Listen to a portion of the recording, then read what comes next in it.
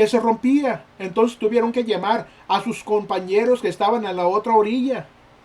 Y al llenar ahí las redes, estuvieron a punto de hundirse. ¿Y cuál habría sido la respuesta natural y normal? ¡Estupendo! ¡Vaya pesca! Jesús, necesitamos que vayas de vuelta con nosotros una vez más. Todos los días es más. ¿Qué te parece hoy de más? Vayamos de nuevo. Pero no fue así, mis hermanos. ¿Qué pasó cuando Pedro vio aquello? Cae a los pies de Jesús diciendo, apártate de mí, Señor, porque soy hombre de pecador. De repente, el apóstol Pedro reconoció que estaba en la presencia de algo mágico, más que mágico, sino estaba en la presencia de la santidad absoluta, y quedó estupefacto por lo que acababa de ver. ¿Cuál fue su respuesta? Su respuesta no fue, qué pesca tan grande tuvimos, vayamos de vuelta, sino que su respuesta fue, apártate de mí. Esa fue su respuesta, apártate de mí. Soy tan perverso y soy tan lleno de pecado que no debo estar cerca de ti. ¿Qué dijimos nosotros sobre esta idea de la santidad? Que uno de los aspectos de la santidad es de que Dios es la separación. Él le dijo a la nación de Israel, ustedes no pueden acercarse más, no deben tocar esto, no deben profanar mi nombre, no deben tocar estas vestiduras, no deben ir allá. Separación. Ahora bien, ¿qué sentía Pedro? Pedro percibió la magnitud y magnificada de estar en la presencia del Dios Santo, el Dios encarnado en la persona de Jesucristo, y entonces quiso que Jesús se alejara. No podía él sobrellevar lo que sentía. Pensando en esto, quiero que vaya a Juan capítulo 8, hermano. Todo este pasaje de la Escritura, hermano, trata de una conversación entre Jesús, los fariseos y los saduceos. ¿Y cuál fue la respuesta de ellos ante su santidad? Veamos cómo fue. Había algo en Jesús que ellos no podían descifrar. No podían asignarle una categoría. Cierto, habían visto sus milagros, habían oído de sus enseñanzas, habían oído de su tentación y habían oído de su amor hacia a los niños y de todas las cosas que había hecho. Pero no podían asignarle a él una categoría en especial. En una discusión, él siempre ganaba. Si tenían una conversación, su pensamiento se adelantaba al de ellos. Moralmente, pues no podían señalar nada malo que él hubiera hecho. Jamás lo atraparían a él con respecto a ninguna ley moral. Tan solo se trataba de esas cosas insignificantes que ellos trataban de inventar. Así que su frustración, esta gente le pasó de la hostilidad y de la hostilidad a una ira total y de la ira al deseo de deshacerse de él, de este hombre, de destruirlo hasta a toda costa. A la postre sabemos nosotros que Dios fue el que crucificó a realmente Jesús, pero humanamente hablando, ellos le asesinaron. No pudieron soportar la presencia de Dios Santo en la persona de Jesucristo. No pudieron enfrentarse a eso. ¿Cuál era su deseo? Deshacerse de él como de todo hombre, apartarlo de su vida. Y pensaron que ya lo habían hecho. Pero vayamos a algo presente. ¿Qué opina la mayoría de la personas que son infieles? ¿Que no son creyentes? ¿Que no conocen a Jesucristo como su Señor y personal? ¿Y que no conocen a Dios cuando se trata de la santidad divina? Pues miren lo que ellos piensan. No me importune usted. No me sofoque. No me venga con ese Dios ni con esas ideas acerca de Jesús. No me eches la Biblia en cara. ¿Sabe cuál es el problema? Que se sienten muy incómodos en presencia de la proclamación del Evangelio.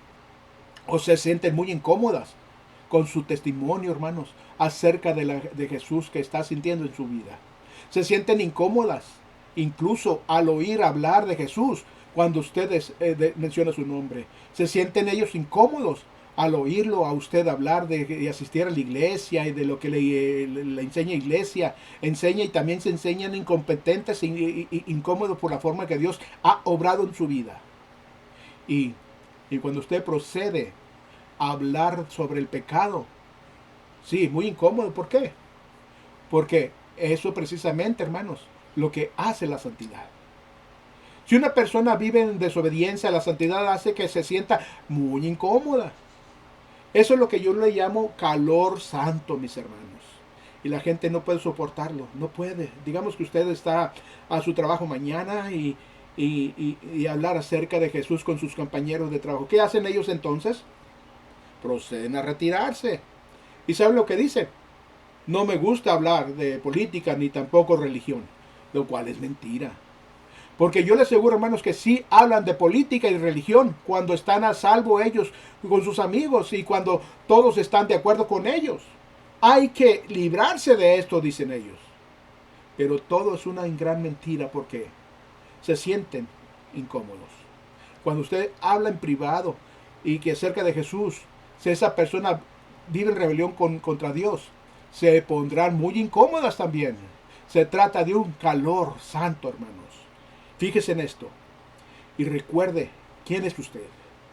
Usted es hijo de un Dios santo, el cual lo ha proclamado y perdonó su pecado y ha sido perdonado su pecado, y la persona Espíritu Santo, que es una de las personas de la Trinidad, mora en usted, hermanos. Dios mismo vive en usted y ha sido santificado, apartado por Dios y para Dios. ¿Es usted todavía un pecador? Claro. ¿Todavía pecamos contra Dios? Sí. ¿Somos moralmente puros todo el tiempo? No. ¿Tenemos nuestras faltas y fracasos, debilidades? Claro que sí. Pero Dios sabe que ha podido manifestar su mensaje y su carácter en y por medio de aquello que nosotros, que todavía creemos, que todavía podemos y seguimos adelante. Y a veces tropezamos, pero Él ha decidido usarnos para poder llevar su verdad a quienes nos están rodeando. Sin embargo, eso resulta ser una gran incomodidad para algunas personas. Entonces, ¿qué es lo que hacen? Estas suelen no solo desairarnos, ignorarnos, criticarnos o ridiculizarnos, sino que muchas de las veces ellos deciden atacar a la iglesia y también atacar a todo aquello que es santo, hermanos, y recto. Pero ¿por qué razón quería alguien atacar al Señor Jesucristo, quien era totalmente puro en el aspecto moral? ¿Quién es el modelo perfecto de amor, bondad, amabilidad y gracia, y el cual nunca le hizo daño a nadie en su vida? ¿Por qué asesinar a alguien así? Porque debido a su santidad, ellos no pudieron soportar su presencia, hermanos, y lo que él lo que él defendía. ¿Y qué dijo él acerca de ellos? Dijo: ustedes son como un montón de sepulcros y tumbas blanqueadas y vacíos. No hay nada dentro de ustedes. Y después, cuando fue al grano, le dijo: ustedes son un puñado de serpientes. Eso no hizo que él fuera nada popular en absoluto. Ustedes son unos hipócritas, decía él, porque dicen y no hacen, al poner pesadas cargas sobre esta gente. Y por supuesto que ellos no pudieron responder con ninguna cosa porque ya estaban en presencia de Dios Santo. Así que su único recurso fue destruir a este hombre, librar a la nación de Israel de este hombre santo, deshacerse de él. Pues bien, yo le aseguro que hay un sinnúmero de personas que no le gustaría también deshacerse de esta Biblia, hermanos. También le gustaría deshacerse de los hombres santos, del mensaje del Evangelio de Jesucristo. No les agrada lo que somos ni lo que nosotros defendemos. Pero ustedes saben que nosotros amamos a esa misma gente que está en contra de nosotros. Que amamos a esa misma gente que nos ataca. Y que estamos dispuestos a abrir nuestro corazón, hermanos. Y dispuestos a darles a ellos de nuestros recursos. Dispuestos a ayudarlos en nuestros momentos de necesidades. Dispuestos a resolverlos en tiempo de aflicción. Dispuestos a orar por ellos. Dispuestos a levantarlos a ellos. Y dispuestos a servirles. ¿Y qué hacen ellos?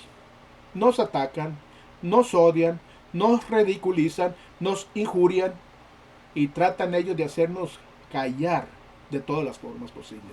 ¿Por qué? Porque hay algo entre la gente santa que no el creyente no puede soportar. Dios en su bendita gracia La convicción del Espíritu Santo, hermanos. La firmeza de nuestro testimonio. Y el hecho de que usted puede sonreírle y en medio de las aflicciones. El hecho de que usted puede regocijarse de alguna manera del dolor. Y el hecho de que puede seguir adelante a través de las dificultades, del apuro y de la persecución, todos los demás. Y que de alguna manera hay una sensación de quietud y tranquilidad, en calma en su interior. Todo eso hace que ellos lleguen a ver que ellos no puedan soportarlo más. Y entonces dicen ellos, ¿qué es eso que usted tiene? ¿Qué hay en cuanto a usted que no logramos entenderlo? Es entonces cuando usted puede hablar de ese mismo Dios Santo que ellos están atacando alguna vez. ¿Y qué hay de aquellos que se convirtieron en hijos de Dios y que son santos, pero que han decidido vivir en rebelión contra Dios, fuera de la voluntad de Dios? ¿Cómo respondieron ellos? Pues de la misma manera, hermanos, dejan de dar. Dicen que no les metan la Biblia a la fuerza, que ya lo saben todo en cuanto a la iglesia y que no le vengan con estas ideas sobre el diezmo. Bueno, dicen, quiere la Biblia cuando tenga tiempo y cuando esté preparado. Yo solía leerla. Yo he estado ahí y he probado todo eso. Vea, no me presione. Ir a la iglesia cuando con otro día. ¿Sabe una cosa? Muchas veces, hermanos, tienen la misma actitud que los no creyentes. Si usted se aleja de la voluntad de Dios, lo que menos quiere es hablar de la santidad de Dios. Y lo mismo sucede si usted vive en pecado. El último mensaje que quiere oír es un mensaje sobre la santidad de Dios.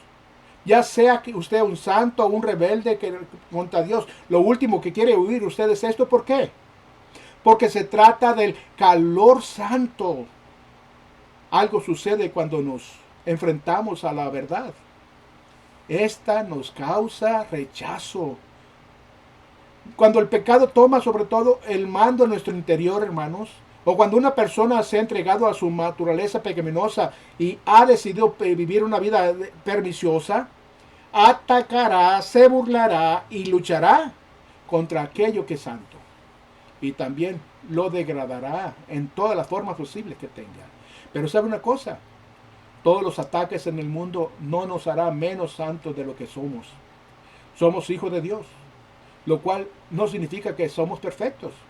Y también somos santos y que tropezamos, santos que se hallan en proceso, no solo de santificación, sino de refinamiento de nuestra santidad por parte de Dios hasta el día en que Él nos llame a nosotros a su casa para estar con Él. ¿Y qué clase de respuesta de la santidad de Dios tiene alguien que desea andar en la voluntad del Señor, andar en sus caminos y ser obediente a Él? La santidad de Dios lo llena de un temor reverente, mis hermanos.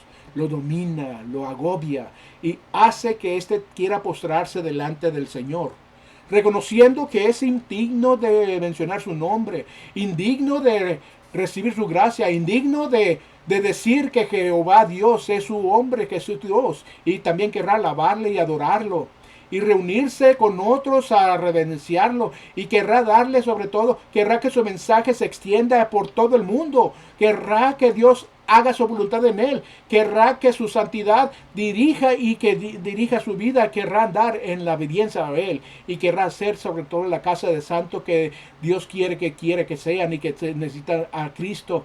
El deseo de saber quién es Él y que está en su vida. Esta no es la manera como el mundo actúa. Y bien, permítame darle un ejemplo. A todos nosotros nos ha pasado algo similar a esto. En algunas ocasiones, al estar de viaje, por ejemplo, que viajo para México, en diferente parte que está a un lado mío en el avión, esta persona pregunta, me dice a que yo suelo responder que soy consejero. Es una respuesta sincera y de verdad de mi parte, porque muchas veces aconsejo a la gente con la palabra de Dios, especialmente los domingos. Así que, como consejero, la gente procede a darme con un poco más de franqueza y por lo general, en 2 o 3 minutos, yo puedo oír algo que hay en su vida. Pero si doy inicio a la conversación diciendo, yo soy pastor, la persiana se viene abajo, mis hermanos. Y lo último que yo diría es, soy evangelista. Porque entonces, y lo digo en serio, mis hermanos, no solo se cierra la persiana, sino que la persona quiere cambiar de asiento. Así es su actitud, y es cierto, soy evangelista, soy pastor, y me gusta enseñar a la palabra de Dios, pero también soy consejero. Pues bien, ¿cuál es la reacción de la gente? Simplemente bajan la persiana. En otras palabras, si ustedes están sentados especialmente en uno de los lugares que están muy cerca de uno de otro, y empieza usted a hablar de Dios, la situación puede volverse muy incómoda. Permítame, por ejemplo, decirle lo que una vez me pasó a mí, que estaba en un avión, hermano. Íbamos caminando y estamos platicando, simplemente en el parque, hermano, estamos platicando sobre pasajes bíblicos con otro cristiano. Y tenías dudas de ciertos pasajes en los cuales íbamos aclarando, pero el momento en cuando se acercan amigos de él, y resulta que en esos amigos pues no eran creyentes. Entonces cuando escucharon ellos de Dios, no, cambiame de conversación, que ese es un cochinero, que eso no entendemos esto. Es donde empieza, hermano, el fuego abrasador de las personas si quieren separarse de la palabra de Dios, porque la santidad de Dios los separa a ellos de Dios. Y es por eso que tenemos que tener cuidado, hermanos, con las personas. Que no se ha separado usted por tanto tiempo que no va a una iglesia, o de tanto tiempo que no levanta una Biblia y que la lee. Por mucho tiempo tiene una Biblia, usted muchas veces se la tiene como colección, que la tiene abierta pero no la activa en leer. Hermano, esperemos que usted sea una persona que esté leyendo la Biblia a diario, porque es lo que queremos hacer que usted lo haga. De esa forma, hermano, hemos enseñado esta plática de la santidad de Dios, que sea de gran ejemplo para todos y cada uno, y también para mí, porque también me aplico lo que Dios nos da a través de los mensajes. Esperemos que Dios nos siga bendiciendo a todos y cada uno de ustedes como a nosotros nos bendice. Hasta luego, y que sean para siempre ustedes bendecidos, hermano. Hasta luego.